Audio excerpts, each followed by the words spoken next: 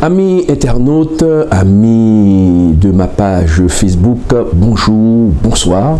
Je suis très content de vous retrouver cet après-midi ou encore ce matin pour méditer la parole de Dieu avec vous. Nous allons passer quelques minutes dans la méditation de la parole de Dieu.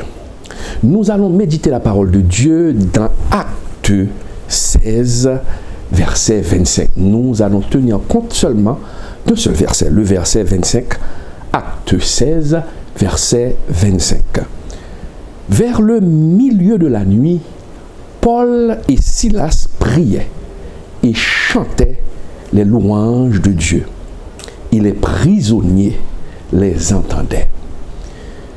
Mon ami, mon frère, ma sœur, Dieu te demande en ce moment de le louer au sein des épreuves. Louons Dieu au beau milieu de la tourmente. Je sais, il est extrêmement difficile et on peut se poser la question, comment louer Dieu au beau milieu de la tourmente? Comment, mon ami, louer Dieu alors que nous vivons une situation extrêmement difficile ou bien que l'un de nos parents traverse une situation de non-retour? Comment trouver la force? Comment trouver le courage de louer Dieu en ces moments difficiles? Mon frère, ma sœur, Dieu t'affirme qu'il est le Seigneur des situations difficiles, car c'est à travers les épreuves qui te paraissent insupportables, qui te paraissent incontrôlables, que Jésus exerce sa toute puissance. Pour que cette puissance, mon ami, puisse intervenir dans ta situation, dans ta difficulté, mon frère, ma sœur, tu dois l'activer. Maintenant, la question que tu es en droit de te poser, comment activer la toute puissance du Seigneur dans cette situation que tu vis maintenant? Eh bien, comment le faire? Tu dois louer le Seigneur au beau milieu de tes épreuves. Et c'est ce que Paul et Silas avaient compris. Paul et Silas, mes chers amis, furent emprisonnés, jetés en prison pour avoir prêché la parole de Dieu, parce qu'ils avaient appelé les gens à se repentir. Pour cette raison, le royaume des ténèbres avait poussé la foule à battre les deux prédicateurs pour ensuite les jeter en prison. Une situation extrêmement difficile parce que ces deux hommes n'avaient rien fait de mal. Mais mes chers amis, regardons, constatons le comportement de Paul et de Silas.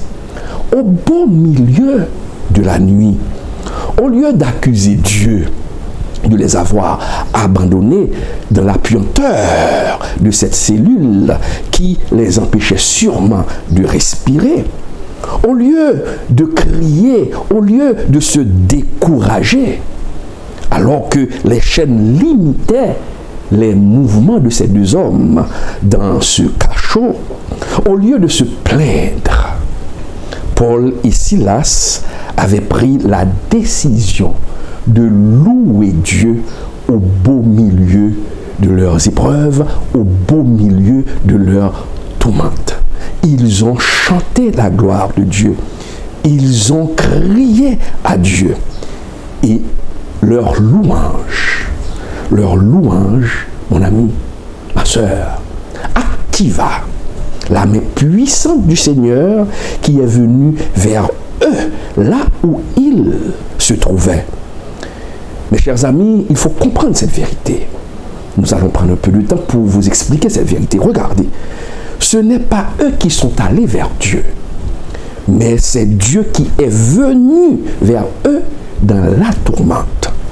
Oui, la louange dans la tourmente attire Dieu vers nous. Et quand Dieu est venu vers Paul et Silas, qu'est-ce qui s'est passé? Les fondements de la prison furent ébranlés et ils ont été libérés de leurs chaînes. Mon ami, mon frère, ma soeur, cher ami, internaute, Dieu te demande en ce moment de commencer à le louer dans l'épreuve où tu te trouves, de le louer à l'instar de Paul et de Silas. Oui, sois-en sûr, Jésus s'apprête à venir vers toi pour te libérer de ton angoisse, de tes épreuves, de ces épreuves qui t'accablent, mon ami. Tu ne sais plus à quel saint œuvrer, tu ne sais plus où te donner la tête, mais Jésus a la réponse. Jésus te dit en ce moment, mon frère, ma soeur, de le louer. C'est ce qu'on appelle offrir à Dieu des sacrifices de louange. C'est quoi les sacrifices de louange? Nous pouvons louer Dieu quand tout marche à merveille, quand la maison est payée, quand l'écolaire des enfants est payé, quand le compte en banque est rempli. En ce moment, nous offrons des louanges. Mais quand nous louons Dieu au milieu de la tourmente, quand nous louons Dieu alors que nous nous trouvons dans une situation extrêmement difficile, on ne voit même pas le bout du tunnel et qu'on loue Dieu, à ce moment, nous offrons des sacrifices de louange. Et Dieu prend plaisir à recevoir les sacrifices de louange. C'est un acte de foi lorsqu'on loue Dieu au beau milieu de la tourmente. Dieu s'apprête à agir. Dieu va venir vers toi, mon ami, pour te délivrer. Et c'est ce message que le Seigneur a pour toi. Il te dit en ce moment, commence à louer. Ne regarde pas ton problème. Ne regarde pas les difficultés, mais fixe ton regard sur Jésus. De même que Paul et Silas, dans cette prison, dans leur cellule, ils ont fixé le regard sur Jésus. Et Jésus est venu. Et Jésus les a libérés de leur chaîne. De même, faites-en de même, car le Dieu que l'on sert, il est le même hier, aujourd'hui et éternellement. Je te le dis, commence à louer. Moi, personnellement, dans mes problèmes, dans mes moments de dur labeur, dans mes moments difficiles, j'ai l'habitude de chanter un cantique. Ce cantique, abandonne ta vie. J'abandonne ma vie. Quand je suis dans la tourmente, quand je ne vois pas où mettre les pieds, quand je ne peux pas trouver les deux bouts, eh bien, qu'est-ce que je fais? Je chante, je loue, j'intercède à travers un chant. À travers un chant pour demander à Dieu de venir me secourir. Faites-en de même comme Paul et Silas. Je vais chanter un chant pour vous, pour toi mon ami. Ce chant que je chante, fais de ce chant ton chant. Fais de ce cantique ton cantique, pour que Dieu puisse te délivrer. Et chante ce cantique dans tes moments de difficulté. Et tu verras le bras ou les bras de notre Seigneur agir en ta faveur.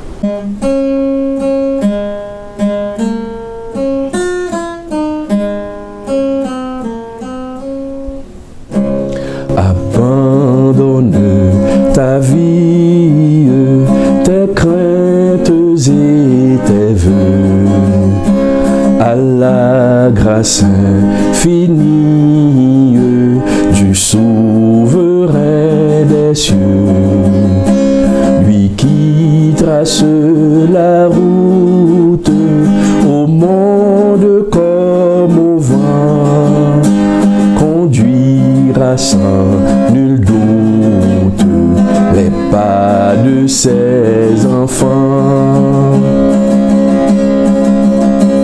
Qu'il soit ton espérance au bon, au mauvais jour, qu'il soit dans la souffrance ton unique recours.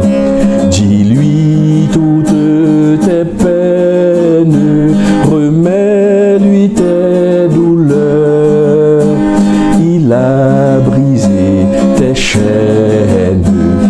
séchera tes pleurs.